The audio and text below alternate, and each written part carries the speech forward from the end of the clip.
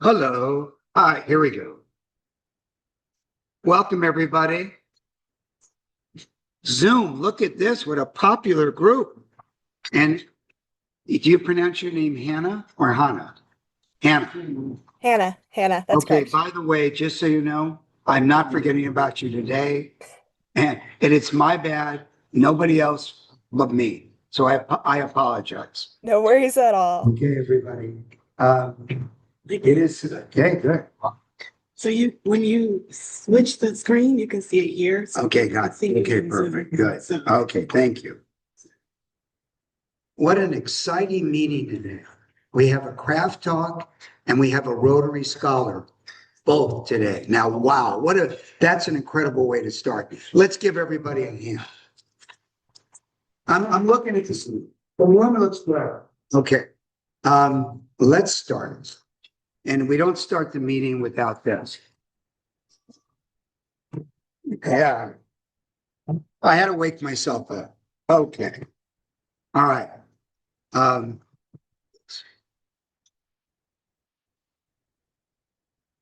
So again, our mission this year, the theme is United for Good. So in the future, we're going to be doing things that'll unite this club for good, which will be involved going forward. We'll talk with Avenue of the Service. Uh-oh, who has their phone on? Fine, we have to find you, Chris. I have talked to you. All right, now, everybody, please turn off and check your phone off. I mean, we could use the Rotary Foundation contribution as a problem, but.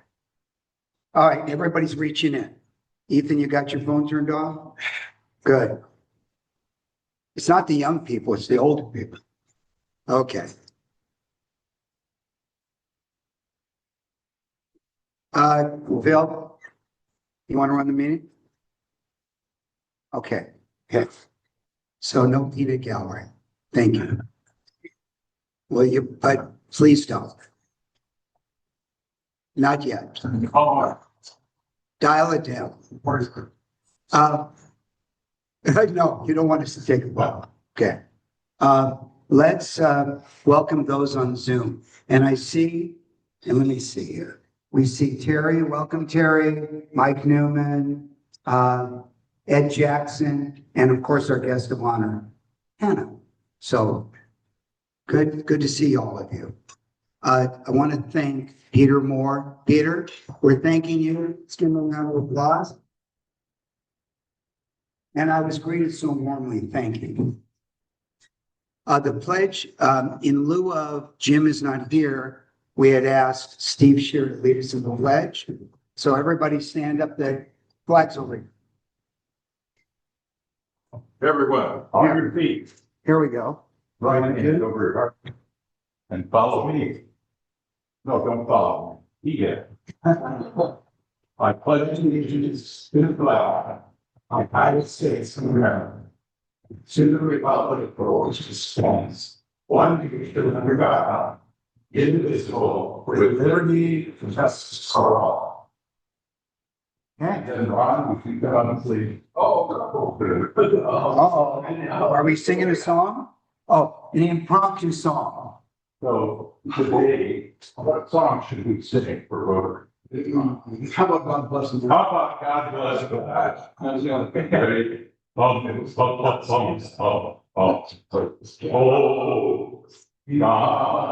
bless America. That I love, stand beside her, and make the light from the mountains to the valleys, to the mountains, white as snow. God is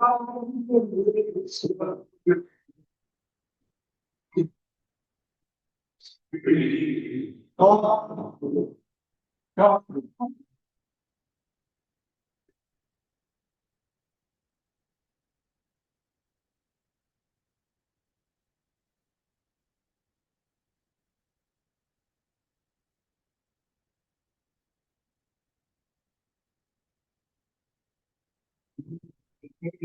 Plus America's that's the time for sure. Well, we love it anyways. All right. No, wouldn't. No. The thought of the day will be Nancy. Come on up, Nancy. Thank you, Benjamin. Thank you, Nancy. Yes.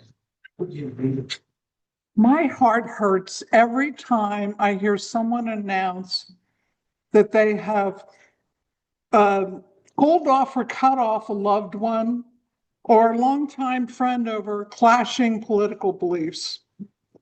This short-sighted cruelty mystifies me. We need each other. Psychological experts claim that our country is experiencing a major loneliness epidemic, which can also have serious health consequences. Yet few of us have an inkling or a willingness to bridge what divides us. I believe that Rotary offers a meaningful way forward. I recently read an article involving two political philosophers from opposite ends of the spectrum about healing our bitter partisanship. Two of the key virtues that both agreed on were a love of truth and civility, which are embodied in Rotary's four-way test. And when we commit to support victims of natural disasters, we don't first check on their political affiliations. We simply look for ways to offer constructive help. Rotary's core principles of fellowship, integrity, diversity, service, and leadership are timeless. Once again, I am grateful to have found my way here, and I hope that a great many more do as well. Thank you.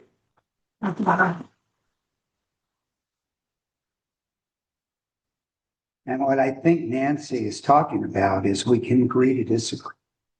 That's as simple as that.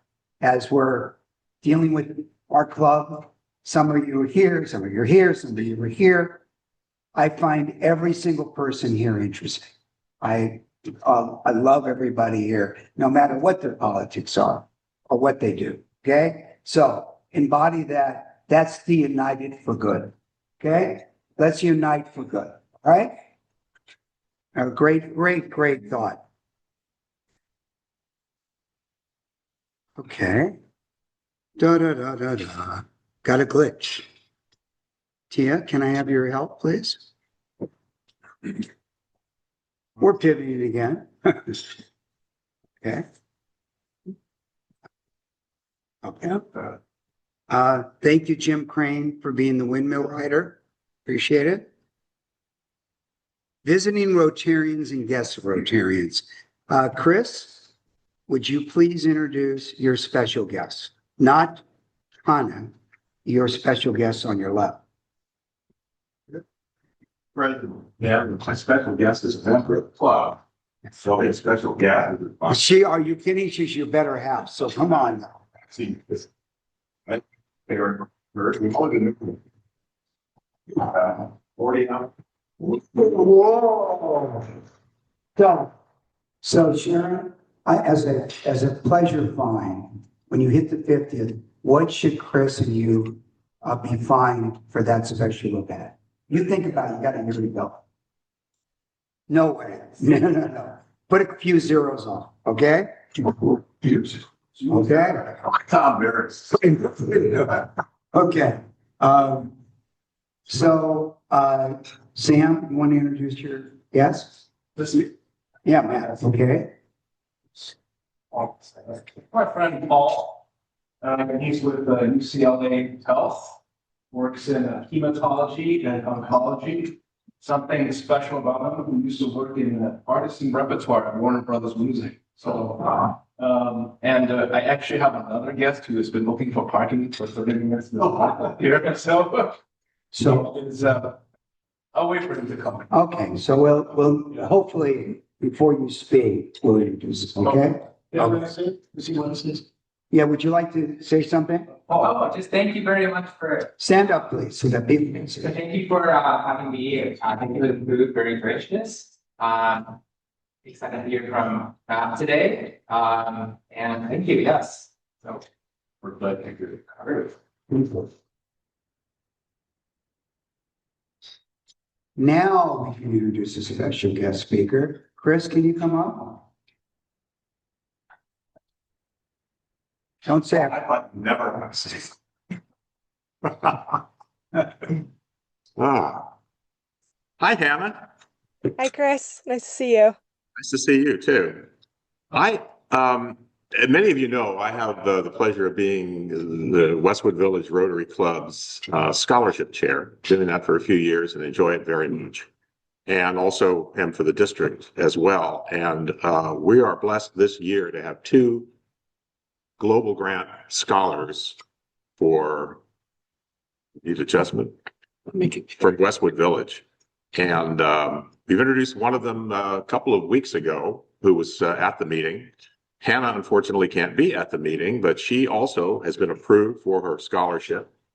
And we're delighted that she's able to join us today.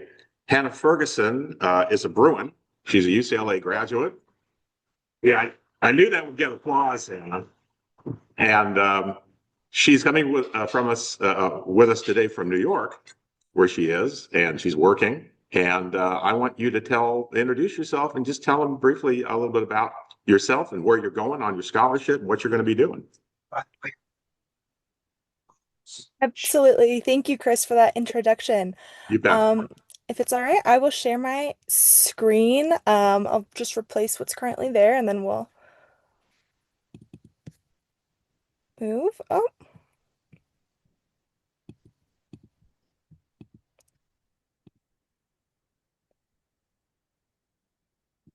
all right. Apologies, that's not working, but that's all right. I'll just speak. Hi, my name is Hannah Ferguson. I'm such a pleasure to be joining you today, even remotely. I am, as Chris said, a very, very proud Bruin. I am graduated in 2021 with a BA in dance and a BA in English. Since graduation, I have still been very involved in the UCLA community. I serve on the UCLA Extension Student Conduct Committee and as an alumni mentor for the past few years. Since graduating Los Angeles, it's funny you brought up the parking. That's the one thing I really don't miss about LA is struggling for that parking. New York's not much better, but at least I don't have to drive. I have been working in nonprofit fundraising first at the School of American Ballet, which is New York City Ballet's training academy, and then now as the membership manager at World Monuments Fund, which is the world's leading nonpartisan organization dedicated to raising funds to preserve sites of heritage around the world. I've been fortunate enough to work for fundraising projects for places like Angkor Wat in Cambodia and Rapa Nui, also known as Easter Island in Chile. As well as a lot of post-crisis work in places around the world and current crisis work in Ukraine for sites of heritage that are damaged either by natural disaster or conflict. My work has really led me to this degree, which is a master's in conflict transformation and social justice at Queen's University Belfast. It is an interdisciplinary degree, and what really drew me to this program is the fact that it really emphasizes the role arts can play in conflict resolution and strategy. So that was something that really spoke to me in my background, both in dance and in cultural heritage. My goal with this degree is really focus on how can we sustainably fundraise for peacebuilding projects worldwide. It's something that working at World Monuments Fund, I've really begun grappling with over the past 2 years. As we see changing in grants around the world can really leave peacebuilding projects scrambling in a way that can absolutely hurt people on the ground. So that's really the focus of my research over the next year is how can we most sustainably support this work in a way that makes sense for local context, because what works in New York City and what works in Los Angeles may not work in Belfast. It may not work in Africa. So the contextualization by region is really, really important. In my career, I'm hoping to continue to grow as a nonprofit fundraiser and really help emphasize the idea of funding education for peace builders so that so that in moments when funding can be disrupted, which does happen, how can we, as quickly as possible, make sure the work on the ground doesn't stop? So yes, that's me. Thank you all so much for having me. It's been such a pleasure to work with Chris over the past few months and get to know the Westwood Village Rotary Club, even remotely. I'm really, really grateful to you all for this opportunity. I am headed out in September, so a few more weeks.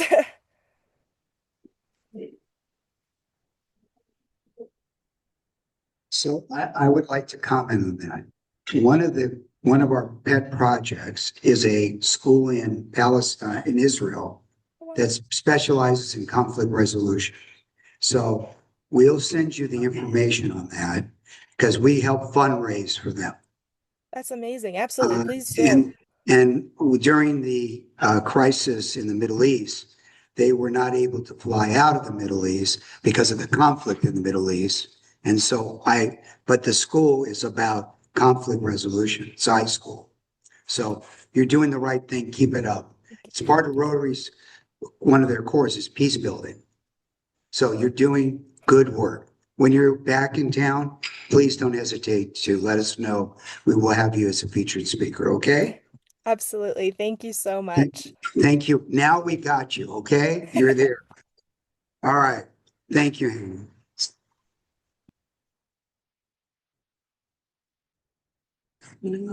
So I see there's another person that you need to introduce. Well, Mike, Are you sure? Well, just want to introduce my friend Thomas Barnhart, who is also my serving buddy.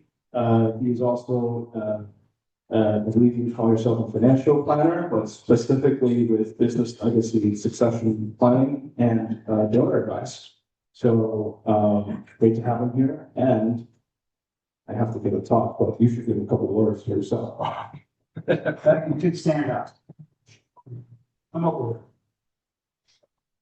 Stand up and let everybody know. All right. Well, as Matt said, I'm Thomas Barnhart, originally from Pennsylvania. I lived out in Los Angeles and Beach Cities about 20 years ago. Moved back. I was in the industry, needed a real job. So I moved back thinking I'd get a career and then moved back to LA. And my career took me a little long back east, but then I got married. My wife was in SF, and we decided that my mutual connection and her firm's headquarters are in Los Angeles. Decided to move down to Los Angeles.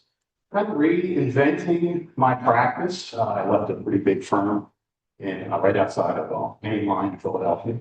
So did a lot of business, planning, things like that. Well, just meeting a couple of folks, see where it goes. Well, thank you. Welcome. Thank you. And you're more than welcome to come again. And I see an opportunity for you to be involved. Yes. Just so us. Okay. Thank you. This is no pressure.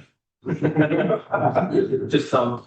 Yeah, we expect everybody to join. Yes, Steve. Can I make my presentation? Yes, you can make your presentation. Steve would like to come up and make some presentations for some Paul Harris pins. And by the way, I will tell you that I did not bring the opportunity drawing books that Steve admonished me about because I promised I did. So I own it next week or we will have it. Right, Okay. right. Okay. All right. You're not going to throw me under the bus. I never throw you under the bus, but I'd like you to stay here because I'd like you to help us Okay. help make the presentations. What Ben's referring to again is our annual Paul Harris Foundation celebration will be on November 1st at the USS Iowa Battleship down in San Pedro. It should be a wonderful evening. That's Saturday, November 1st already. It's an afternoon. It's an afternoon? Yes, I believe it's an afternoon. Oh, is it? I stand Oh, yeah, corrected. from a brunch. Oh, is it a brunch? Okay, I'm sorry. I did not focus on the time. I just assumed it was in the evening. We do this as a, You know, little. for once I've read. Thank you, Ben, for that. Okay, in the afternoon on Saturday the 1st, we have 2 tables. We've already have enough to fill 1 table, so we're also looking for our fellow Rotarians to join us at the event. It should be a lot of fun. One of the things we always do as part of the foundation celebration is have a raffle or an opportunity tickets. There's a difference. I won't go into the details of what the difference between a raffle and opportunity, but it exists.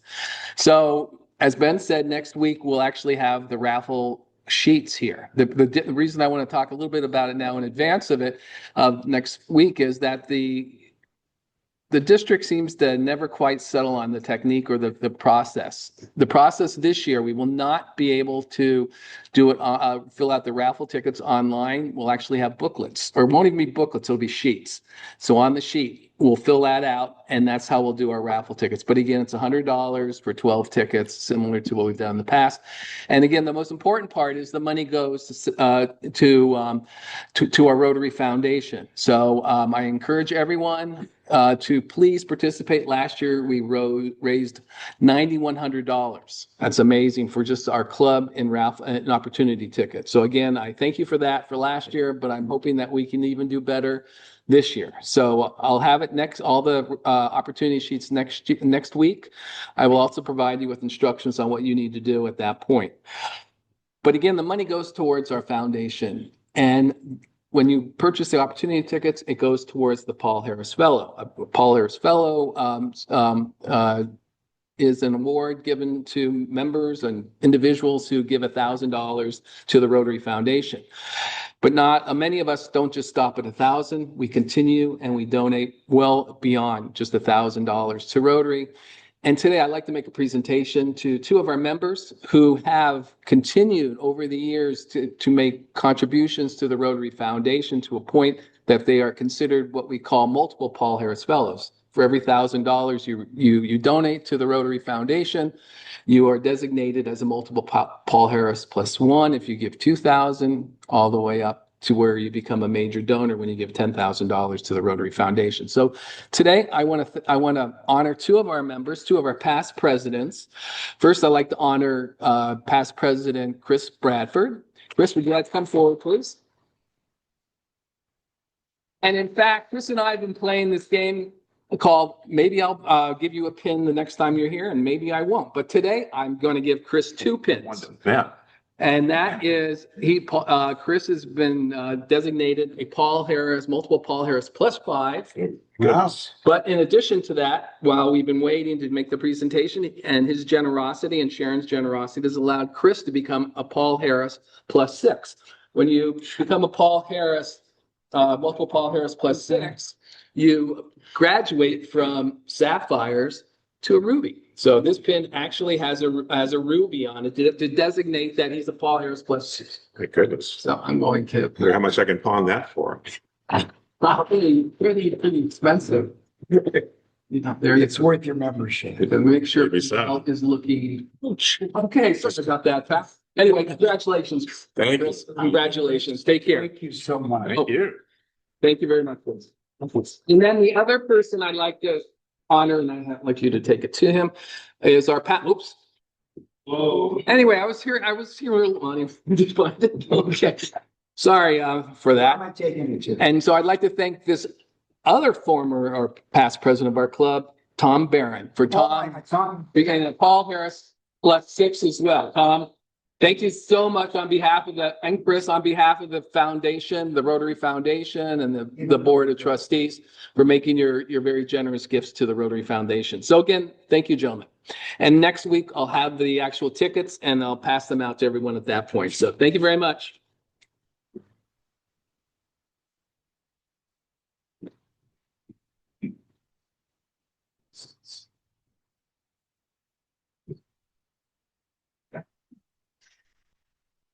Now, who says you can't forgive other people? Just. Okay. The show shall continue. This week in history, I thought we had some fillers, so we're going to go through it a little bit. I don't know. You're going to have to read it with me. August 4th, 1790. The Secretary of Treasury, Alexander Hamilton, established the Revenue Marine Service, which is the United States Coast Guard. August 5th, 1864, fighting intensified during the Civil War at the Battle of Mobile Bay. August 6, 1945, the U.S. dropped the first atomic bomb on the Japanese city of Hiroshima. And August 7, 1782, George Washington created the Badge of Military Merit. now known as the Purple Heart. August 18th, he announced his intention, and of course it's blacked out, but that's Richard is. His intention to resign as President of the United States. August 9th, Gerald Ford was, then became the 38th president following Richard's resignation. Japan offered to surrender on the Potsdam Perm terms, prompting Trump to halt further atomic attacks. August 10th, 1945. And we are done with the history. Now let's go on to present day. August 23rd. Oh, sorry. Can you hear me? Yes. All right, much better. August 23rd is the district picnic Seaside Lagoon. Oops. Let's go back one. Just there we go. Look, I think the only people that I know that are going to be there is possibly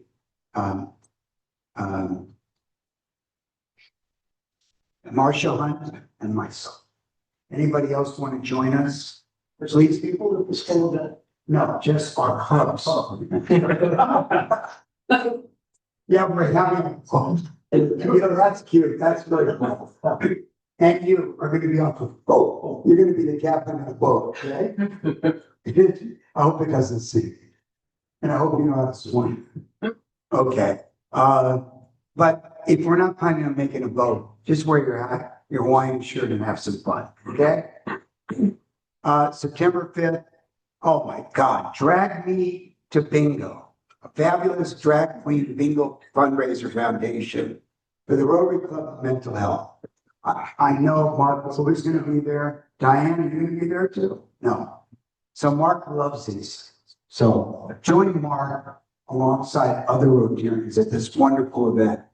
And the dress code, bring your glam. So men, wear your sequins, glitter, bold makeup. That's your fiercest self. I know for sure that applies to you, Chris. You're a Italian. It is at, if you're interested, we'll get it. It's also on it's on the district. We purchased a ticket. Okay. Secret location. But it's a secret location. September 20th, if you love the Dodgers, they are playing the Giants, but they're also giving Clayton Kershaw bubble. Not bubble. And there's still tickets available. So sign up. It'll be a fun evening. I may not be there because of celebrating my birthday. So you'll find me in September. I'm sure you do it anyways, Terry. Now, November 1st is the Rotary Foundation celebration at the Battleship, Iowa, as Steve said. But here is what they're looking for in terms of silent auction. Sally Goya and Karen Greenberg are in charge, and they're shifting away from collecting physical items like gift baskets we've assembled in the past. Instead, they're requesting certificates or experience-based donations, such as a dinner hosted at a Rotarian's home, private tour of landmark locations, a golf outing, a country club, and similar unique offerings. So I don't know if they're talking about an experience, but I will put 4 sessions of super slow as an experience. Because if you're there, you will have experienced something. So that starts on you. Okay? Ask Bob Simon, who became a new climax. And so, okay. What? Define yourself. For what? Well, let me ask you a quick question. You need to answer this question. Yes. Was Paul Harris started for business purposes? Yes or no? I'm asking you a question. The answer is yes. So if I say that, give me a break. I'm not finding We'll it. give you a break. Okay, I'm not finding this. We're all here to have fun. Okay, good. Okay, now, these are the fearsome forces that were at the district breakfast. But it was Mark as Superman, his sidekick Diane, their sidekick Bob Simon, and I just sort of was there as fluff. But we enjoyed each other. There was a huge crowd. and it was sold out. So let's move on. And by the way, every other breakfast that we have in the future, we're gonna ask Terry to buy a table so we don't have any problems. So those that didn't get a chance to get in, because it was sold out, you will have a table. Diane, you want to say anything? I think you covered it. Okay, cool.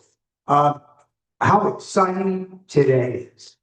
One of our newest members, well, not our newest, but one of our newest members, Matthew, is going to deliver his track talk. We're going to learn everything about him almost. Introduced by his good friend and sponsor, Sam. So Sam, would you introduce your friend? Well, I thank you very much and excuse my very informal attire. This week we're moving, so all of my regular clothes are in boxes. But here we are. Thank you. I'm really honored to introduce my really good friend Matthew Juan. Today is going to be sharing his craft talk. I'm just going to share a little bio on him, but let him do most of the talk. But Matthew, he is the founder and partner of Burning Bush Ventures. And he graduated cum laude at Babson College with a Bachelor of Science in Business Administration. He's also a judge and mentor at Math Challenge. He's going to explain a little bit about that too, I'm sure.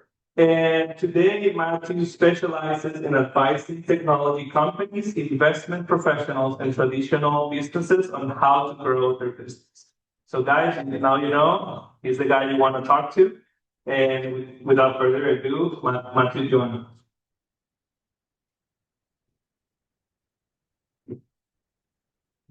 Thank you, Sam.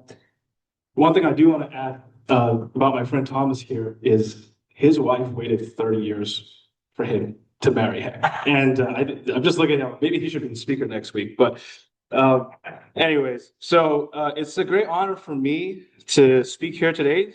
Standing here as I look around this room, I feel some sense of imposter syndrome because I know many of you are very accomplished and successful.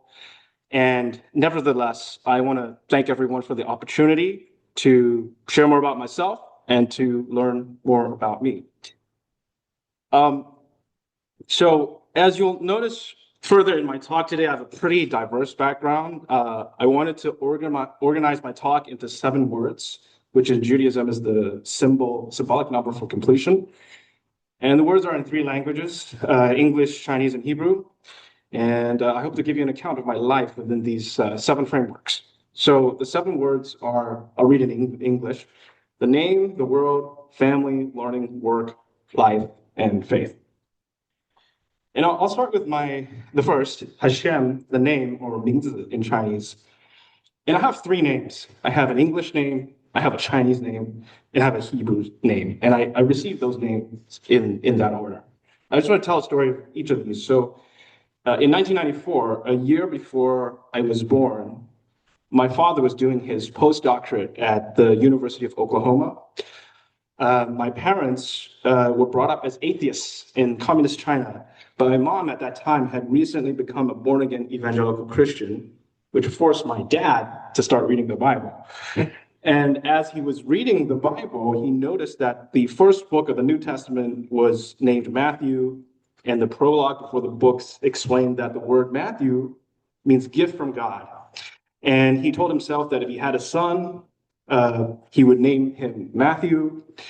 And even though he was an atheist at the time, and a couple months later, my mom was pregnant. So God has an interesting sense of humor because my dad had to honor his words. So my first name in English name is actually Matthew, gift from God. My Chinese name is Yuan Siyun. So in Chinese, we put the last name first. And even though my name doesn't have, and the character doesn't actually have a meaning, the word yuan sounds a lot like the word dollar, like the Chinese currency, even though it's a different character. And so I've always told people that if I ever became a rapper, my stage name would either be Matt Money or Matt Dollar. But my actual name, Siyun, is the word Si means world. This character right here, sorry, it's a bit small. Yu means cloud. And this is a name that my mother gave to me because it reminded her of her childhood when she would lie on a grass field, look at the clouds going over in the sky, and she wondered what was up there and what was up in the rest of the world. And as you can tell, my mom's fairly poetic, so my Chinese name means clouds of the world.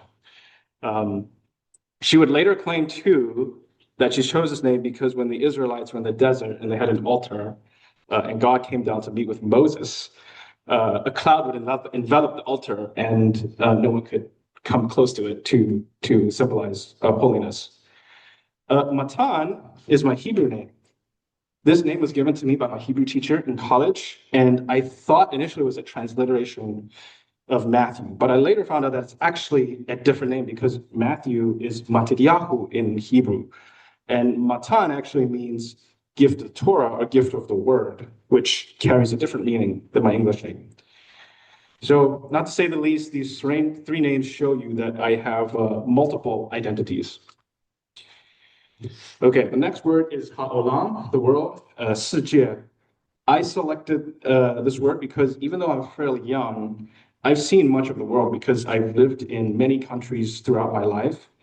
And just to give you a quick overview, first, Oklahoma. I bet you I'm probably the only Chinese person you'll ever meet from Oklahoma. There's not a lot of us there.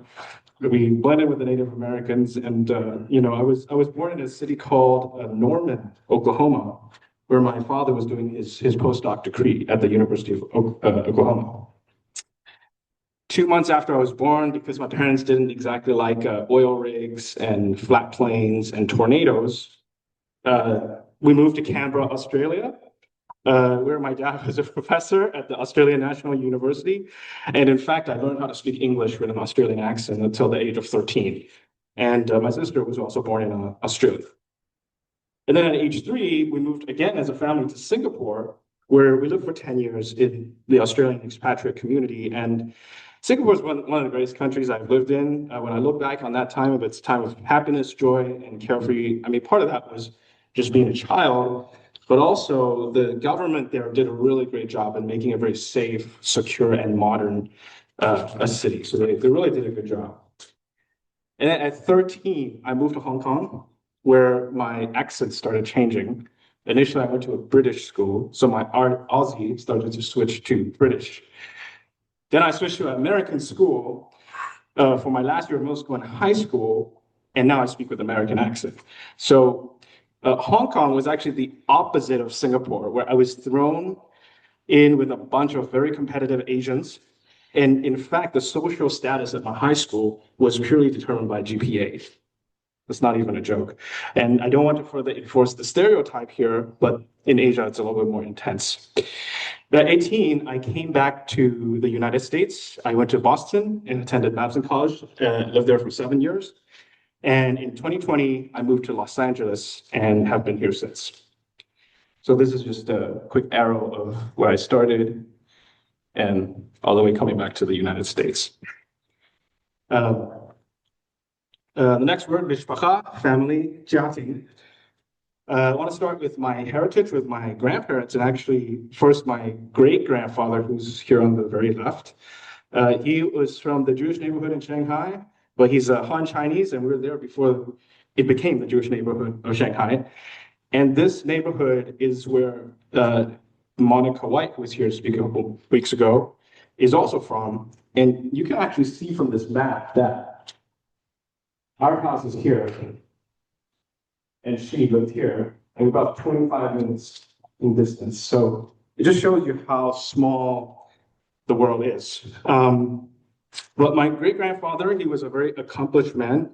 He was in the first graduating class of Peking University, Beida, and which is actually at the time called Yanjing University, because it was set up by Yale as a missionary school. And there he went to school with many of the founding fathers of the Communist Party of China, including Chairman Mao, who was the librarian, Zhou Enlai, the first premier, who later on did all the work with Henry Kissinger and a lot of other famous people. And because he had a mastery in English, he was the first Chinese to work for the American Press Corps the first to work for the US Embassy in Beijing, and the first Chinese banker with what is now Citigroup, which was Citibank of New York at the time. And he was not a communist himself, but he helped his college friends in founding the party through financial means, and a lot of them met at our house. Unfortunately, that didn't benefit him later in life during the Cultural Revolution, where he was accused of being an American spy, who was persecuted, and all our wealth was taken. My grandparents here on the left side, that's his son. My grandfather was an underground Communist Party member that overthrew the Republican government at the time. And my grandmother was a member of the PLA, People's Liberations Army, a foot soldier and a faithful communist. And they both later went on to become very successful politicians. And then my grandparents on my father's side were academics in mathematics and physics. And so as for my nuclear family, I have my two parents and a younger sister. My father, Yunsu, is a physicist, scientist, and entrepreneur. He's been in the semiconductor chip world for 30 years. And so growing up, I saw firsthand my dad build 3 semiconductor companies, which indirectly inspired me to be an entrepreneur later in life. My mother, Zhou Ying, she's now retired, but she had a very successful career as a professor, a teacher, and a professional translator. In fact, she was a translator for the UN for a while. And she speaks many languages fluently, including English, German, French, Chinese, Mandarin, and a number of other dialects. And then my younger sister is, she is in New York. She graduated from Cornell University, works for Meta, and that's also Canyon, her dog right there. Okay, so let me done learning, 学习. So my path back to the United States was really driven by education. I mentioned that I had attended an American school in Hong Kong, and I acquired an American accent, but that really put me back on a course to come to the United States. And so I was admitted to Babson College in 2013, which is ranked by US News Report as the #1 school for entrepreneurship. And that's what I studied. I majored in business administration, concentrating in technology, design, and entrepreneurship. And coming back to the United States was both a learning experience and a culture shock for me, because my parents, they never returned to the States after leaving in 1995.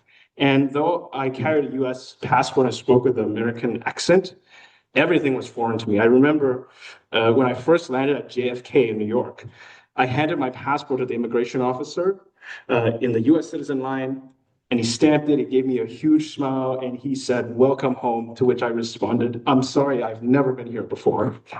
And just to give you a sense of how clueless I was, okay? When I first ordered a burrito at Chipotle, I didn't know how to eat it, so I ate it with a fork and knife. Like, I didn't know what it was. And going to living in big Asian cities for the majority of my life to suburbia in Wellesley, Massachusetts was a big adjustment to me. I struggled to adjust to the slower pace of life, the need to drive everywhere, the snow, and the very large American food portions, which you can tell now that one fully adjusted. And to add to that, my parents, their whole experience of America was Oklahoma. So before I came, they told me, "Hey, you're gonna meet a lot of cowboys. Everyone drive pickup truck. Like, if you want to hang out, you go to Walmart." And in Boston, instead of cowboys, I found waspy New Englanders. Instead of pickup truck, everyone drives Land Rover, BMW, Mercedes-Benz. And for Walmart, I don't think I ever stepped into a Walmart until my 4th year in the United States. I was like, I don't know where it is. And coming back to education, as an Asian and not a Bijan, I got straight A's in all my legal studies classes in college until I reached constitutional law. And despite going to American school in Hong Kong, I did not study American history. And I remember one of our classes, we had mock trials, mock debates. And one of my classmates shouted to me, no taxation without representation. And I shouted straight back to him. I said, "What the hell is that?" Okay? So you can tell my grades were not very good in that class. It was a very humbling experience. But what I want to say is, after living in this country for over a decade and reflecting on my experience here, And comparing to all the other places that I've lived in, I've come to learn and appreciate what has made this country great. And namely, the first couple points of the Declaration of Independence, which is that that all men are created equal under God, and that they are endowed by the Creator with certain unalienable rights, that amongst them are life, liberty, and pursuit of happiness. And for all our dysfunctions and imperfections and internal strifes, I found that the majority of Americans still strive to live for these values, freedoms, and rights that have endowed to them in this nation by God. And I'm proud to say that this is the best country that I've lived in, and I'm proud to call myself an American today.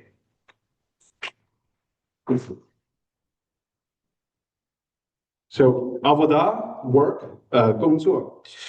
When I graduated from college, I faced the decision of whether to stay and work in the United States or to go back to Hong Kong, where my family was at the time.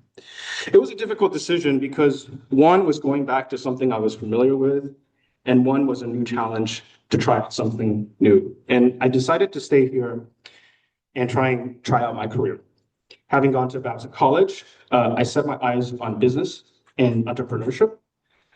And I started my career at Wayfair.com as a B2B account executive. I believe I still hold the record for closing $1 million in sales in 6 months. And then after a year, I left to start my own startup called CountIn. It was an AI booking agent for booking live music at hospitality venues. And mind you, I was in AI before all the AI hype started. So I worked very closely with a partner of mine from PhD from Stanford AI Lab. It was very interesting to see it up front at that time. Unfortunately, COVID-19 hit our business in live music and hospitality. So I went from peacetime CEO to wartime CEO. And in 2022, I sold my startup to a company out of MIT called Rivet that does AIs to help music artists with their social media engagement. So today I wear a couple hats for my work. I have my own consulting company called Burning Bush Ventures. I mostly consult and work on projects for other startups that involve AI, software product development, and sometimes growth. Also became interim CEO of DPPL, which is a client of mine, and an old software company that has mostly done work in insurance and insurance world. And I'm also working on my next startup called Sherlock. It is an AI tool for financial modeling. Just some examples of what it is. And the next word is Chaim, life, 生活. And one of the things Los Angeles has taught me, coming from the East Coast, is to live life and to live life abundantly. And I think being an Asian and with my upbringing, my natural inclination is to work like a Chinaman, which, if you don't know what that means, is 24/7 all the time. But I've also learned that rest is very important, and it's important to enjoy the time. And my current hobbies include music, surf, camp, and travel. If any of you guys are interested in surfing, welcome to join. I know Christine is interested. Anyone else? I also am a frequent camper at Death Valley. I find the stillness of the desert to be deeply spiritual and calming, and also humbling because you realize how small you are compared to what's out there. Emunah, faith. So we're not supposed to talk about religion here, so I won't focus on this too much. And actually, I do very much agree with Ben that we shouldn't talk about religion. But I do want to make one point about this because it is, I would say faith is a guiding piece of my life. And I want to avoid talking about religion, but I want to make this distinction as something to consider. Religion is a system created by human beings to try to understand our life, to find a way, make distinctions. It includes rules and customs and traditions. There's a lot of issues with it. Faith, on the other hand, is not unique to religion. And in fact, faith is about taking risk.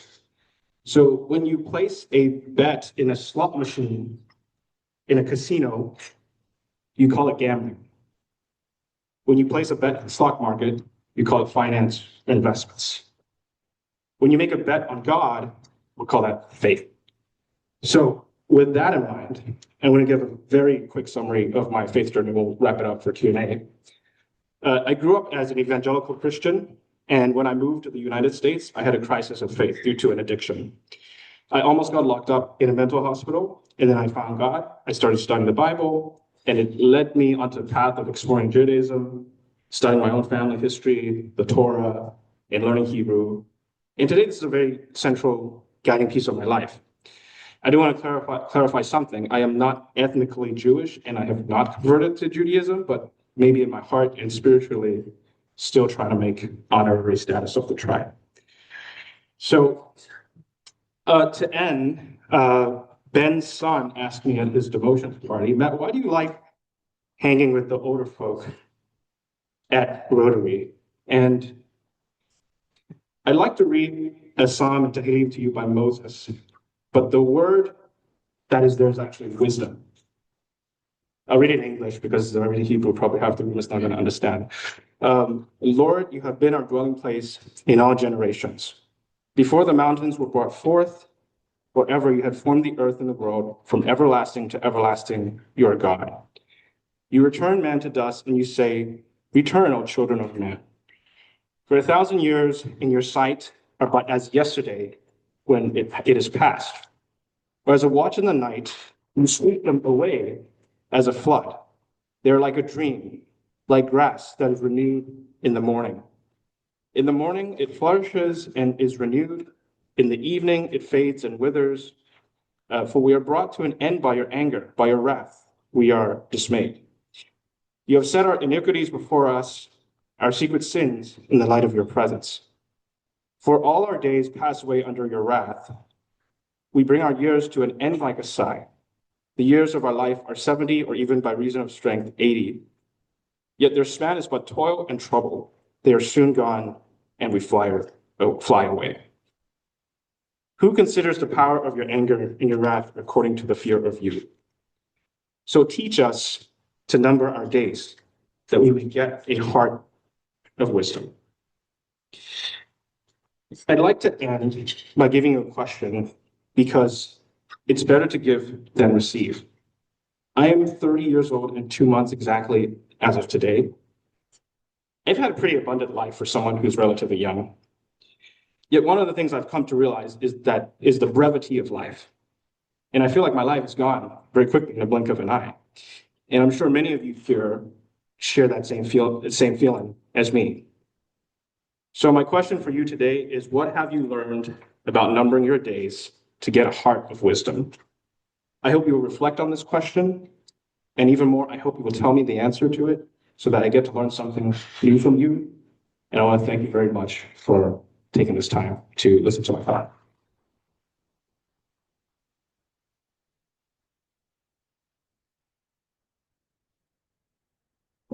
So does anyone have any questions? Of course, all of you know how to read Hebrew, so you know what that was.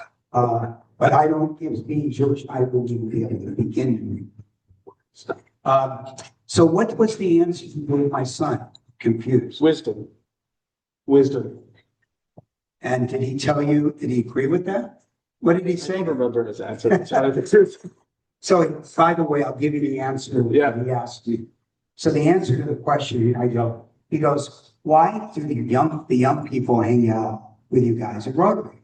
I said, because we have 3 degrees of separation from all of LA, okay, in this club. We may be, a lot of us retired, some of us working, but if you need something, young people, we can guide you, okay? You just have to ask, okay? That's one of the things. So he goes, I never thought about that. I go, start thinking that way. Because all of these people, be older or younger than me, have mentored me to this day as being routine. Again, I'm probably the youngest president in terms of experience, probably one of the oldest people in this room, but it's not how old you are, it's the energy you have. So keep that in mind. And I'm going to tell you something. This young man and the other young people has given me a new breath of fresh air. So with that, I'm going to ask each of you young people to look at your lives and see how you can create more abundance for other people that are young. Because we're going to do a young people's evening club of some kind. We'll figure it out. But that's what we're going to go for young professionals. Because when I look at this audience, including me, and I see myself 5 years, 10 years from now, who knows where I'm going to be at? It's you, the young people, and I don't mean to prophesy. You are the strength and the energy of the club going forward. So when you have an idea, don't think we're not going to listen. We may not react quickly enough like young people do, but we will look at it and honor it, okay? So in that regard, it's almost, does anybody have any comments? We can end the meeting early. Yes, Christine. What do you want to be when you grow up? Want to be like a Ben, like a rabbi. You know? I think he can't read Hebrew, but his jokes are good enough to be one of those. Maybe better than Mark. But no, I think in all seriousness, I'm on this path of entrepreneurship. It's been the path that, in some sense, has been chosen to me. I've even gotten out of it, tried to get out of it, I should say. But I think our time is short, and in Judaism, there's a concept called tikkun olam, healing the world. So for the time that we're here, make a difference, make a change in the world, and then go into the next thing. So with that, if there's no other questions, yes, Diane. You should let everybody know that there's a board meeting running at 5:30 at my place, if anybody wants to come. Okay, and what is your place? Are you going to give your home address? No. Okay, what's your place? Transitional Village. Oh, I know that. So if everybody has no questions, let's give Matt, Sam, and sorry.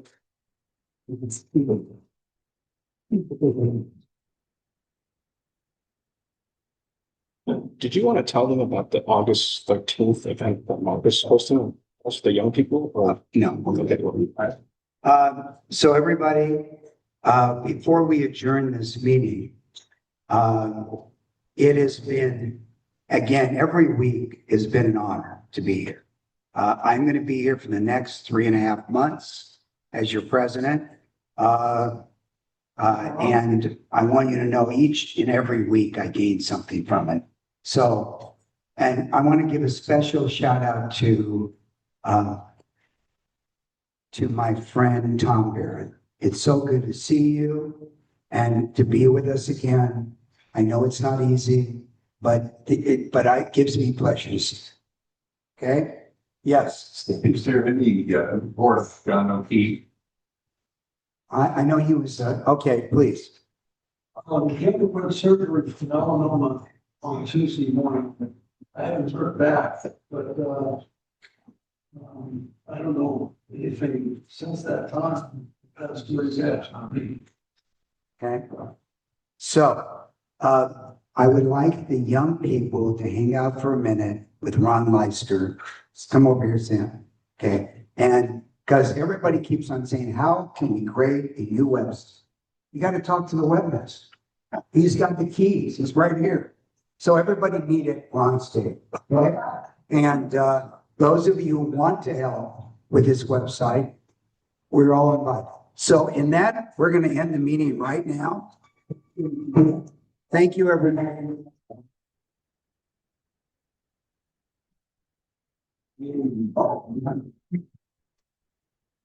It's all about Kevin, isn't it?